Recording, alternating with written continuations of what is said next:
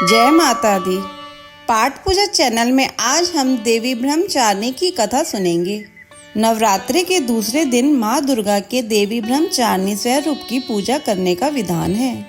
माता के नाम से उनकी शक्तियों के बारे में जानकारी मिलती है।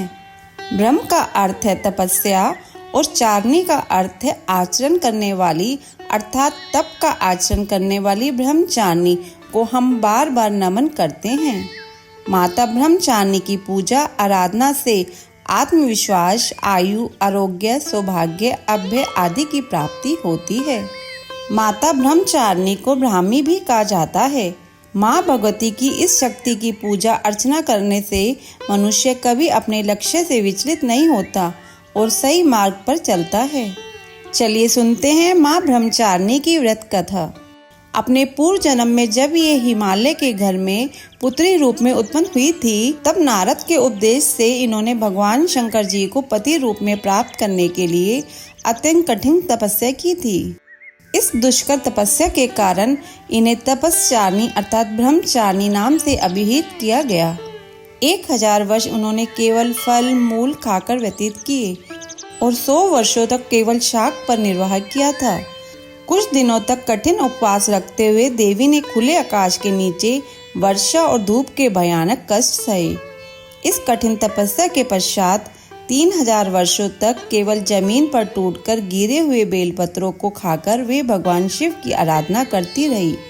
इसके बाद उन्होंने सूखे बेलपत्रों को भी खाना छोड़ दिया और कई हजार वर्षों तक वे निर्जल और निराहार तपस्या करती रही। पत्तों को भी खाना छोड़ देने के कारण उनका एक नाम अर्पणा भी पड़ गया। कई हजार वर्षों की इस कठिन तपस्या के कारण ब्रह्मचारिणी देवी का शरीर एकदम क्षीण हो उठा। उनकी इस तपस्या से तीनों लोकों में हाहाकार मच गया। देवता, ऋषि, सिद्धगण, मुनि सभी देवी ब्रह्मचारिणी की इस तपस्या को अभूतपूर्व पुण्य कृत्य बताते हुए उनकी सराहना करने लगे। अंत में पितामह ब्रह्मा जी ने आकाशवाणी के द्वारा उन्हें संबोधित करते हुए प्रसन्न स्वर में कहा, हे देवी, आज तक किसी ने ऐसी कठोर तपस्या नहीं की जैसी तुमने की है।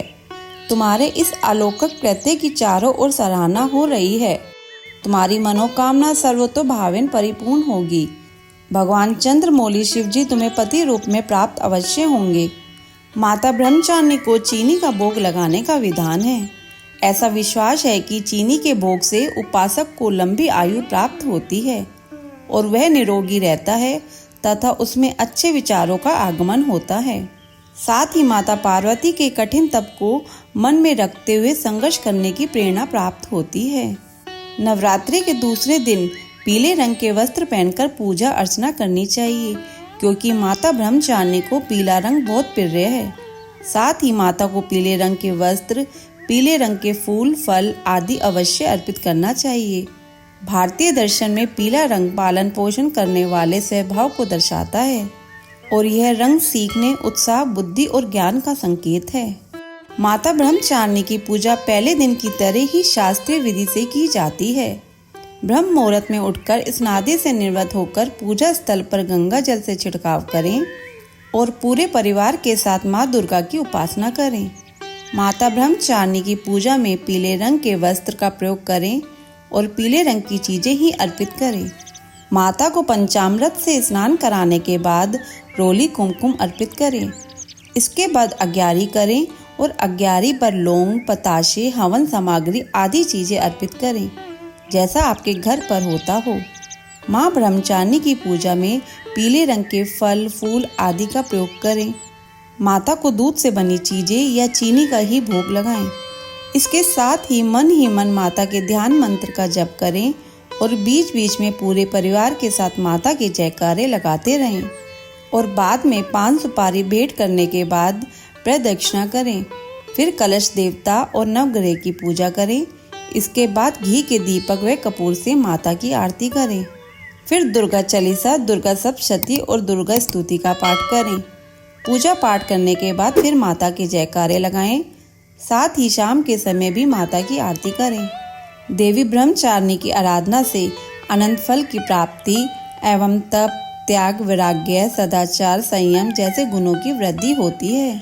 जीवन के कठिन संघर्षों में भी व्यक्ति अपने कर्तव्य से विचलित नहीं होता। माँ ब्रह्मचारिणी देवी की कृपा से उसे सर्वत्र सिद्धि और विजय की प्राप्ति होती है।